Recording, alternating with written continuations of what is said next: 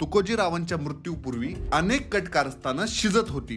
दौलतराव शिंदेंना, जे महादजी शिंदेचे पुतणे होते, त्यांना होळकरशाही गिळायची होती. या षडयंत्रात त्यांच्या हाती लागलेला सगळ्यात कच्चा धागा होता काशीराव होळकरांचा. तुकोजीराव होळकरांना 2 पत्नी होत्या. पहिल्या पत्नीला 2 मुलं. पहिला काशीराव, दुसरा मल्हारराव. सुभेदार मल्हाररावांशी या मल्हाररावांचा संबंध नाही. हे 2 वेगळी पात्र आहेत, हे आधी लक्षात घ्या. काशीरावचं वर्णन प्रचंड सोपं आहे. बाहुबली पिक्चर बघितला असेल तुम्ही. या पिक्चरमध्ये बाहुबलीचा चुलता आणि भल्लाल देवचा जो वडील असतो तसाच काहीसा काशीराव. अय्याश, नेबळट, दुबळा आणि कारस्थानी या काशीरावांचे दुसरे बंधू असतात मल्हारराव. मल्हारराव धडधाकट असतात, प्रचंड पराक्रमी असतात.